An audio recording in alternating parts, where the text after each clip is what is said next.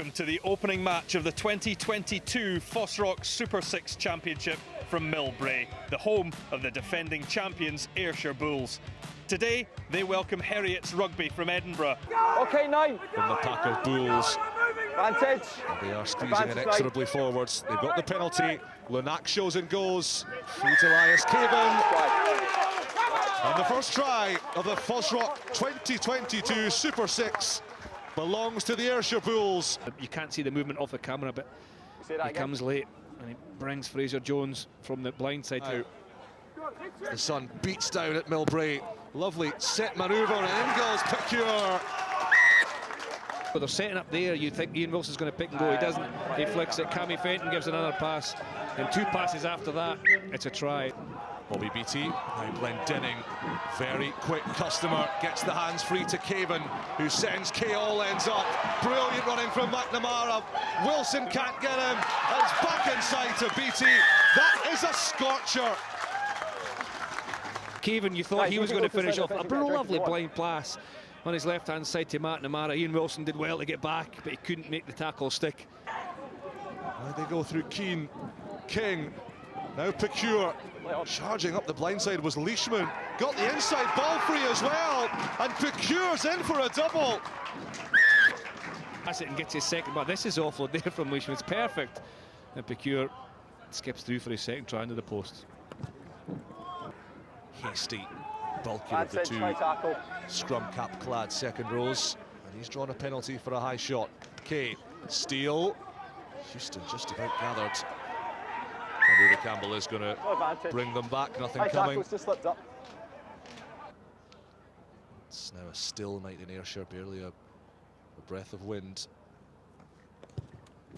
Houston has given that a mighty lick. What a strike from Houston. Gets his eyes on the ball, he fully extends right through to the target. Guess what's coming here? It's the maul, it's the drive, and it's the try. That is what the Ayrshire Bulls are all about. Just took off. Look at this for execution. Down, and as quick as he's in, as quick as he's down, everybody's in behind. James Malcolm's got control of that ball. I think it's out in here was pretty effective from Ayrshire Bulls though. We've had scrums, we've had tap penalties. Now Ayrshire Bulls prepare to launch the lineouts. They've thrown the kitchen sink at Heriots. Heriots have stood firm, but they will stand no longer. It's Malcolm again. It's another malevolent maul from the Ayrshire Bulls. A twist from Heriots. There's a combined mass of Ayrshire Bulls, and in the end it's easy for Malcolm to drive right through and get his second try. Going to have to run it from deep. Ross Jones to Picure. Glendenning all over him like a rash. He cuts it up. Beattie gathers. Beattie scores. Game, set and match. Ayrshire Bulls.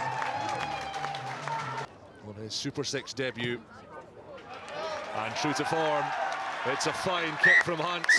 And it's a fitting end to proceedings for the Ayrshire Bulls. The champions begin their title defence in near perfect fashion. They were made to work by the Heriots team of Edwards and Gillis, but in the end, Millbrae's fortress-like status is preserved. A bonus point victory, 5 tries in the bag for Ayrshire Bulls, and 5 points on the log as well. Thank you for joining us on this opening weekend of the FOSROC Super 6 Championship. And we have Stirling Wolves taking on the Boroughmuir Bears. To Scott McGinley, out into the midfield, loud blast in the whistle, no arms tackle. Tackle number 7.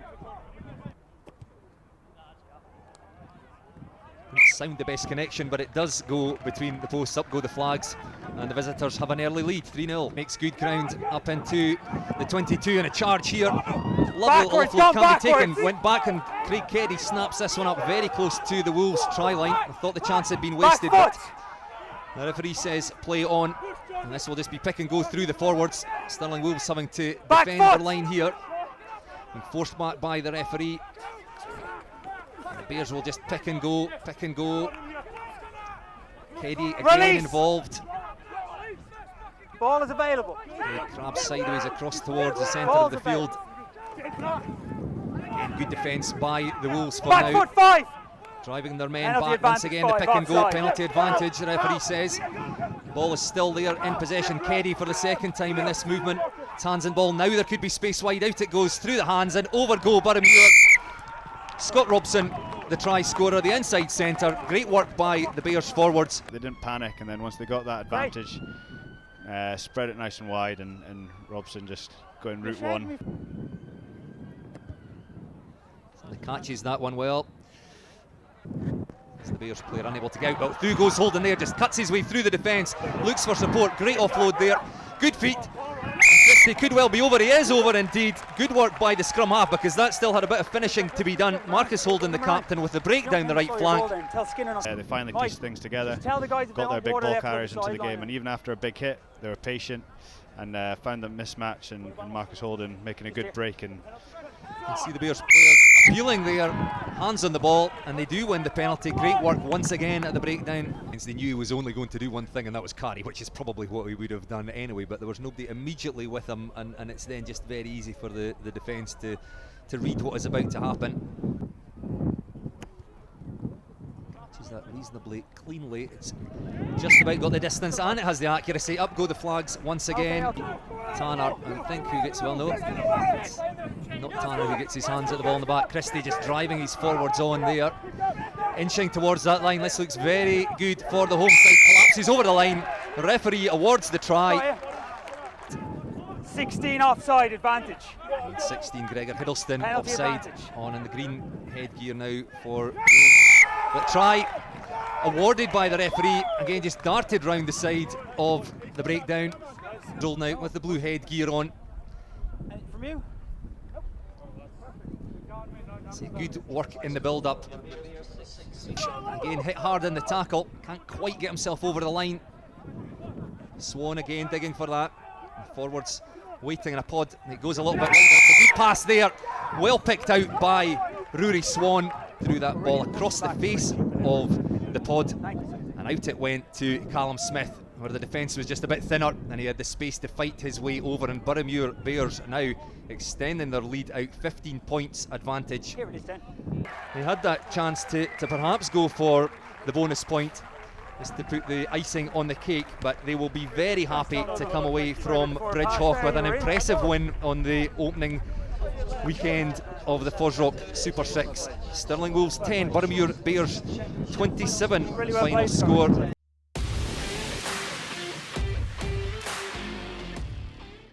Well, there's one of the most picturesque settings for a Scottish rugby match anywhere around the country.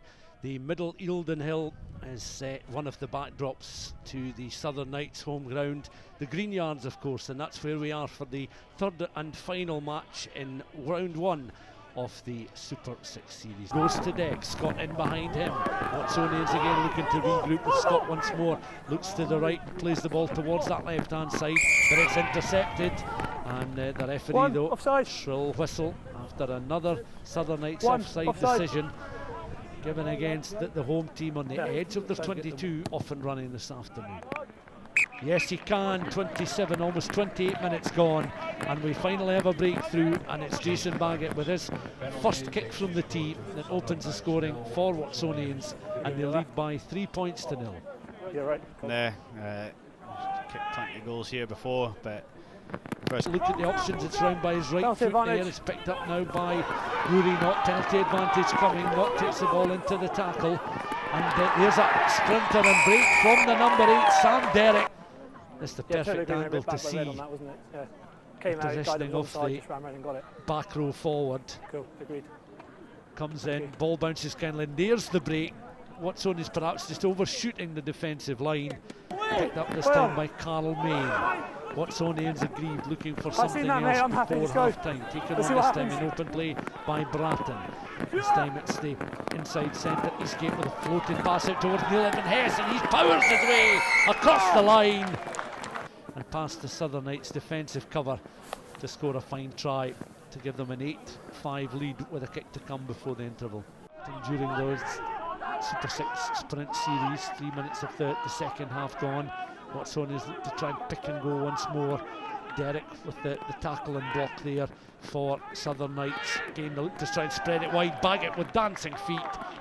Yeah, it certainly was, and this is something to do a lot with Eastgate coming up at first receiver and coming out the back to bag it, who's also just shown how dangerous the run area is as well. Look to try and reorganise. They're almost at the pads of that left-hand post. Scott then looks to reverse the angle out towards this right-hand side. Cutting in is the outside centre, Lewis Berg. And good communication with his 9 and just simple execution, some good passing, good awareness and a good finish by Berg there as well. So there's a little loop, brings Main into play once more.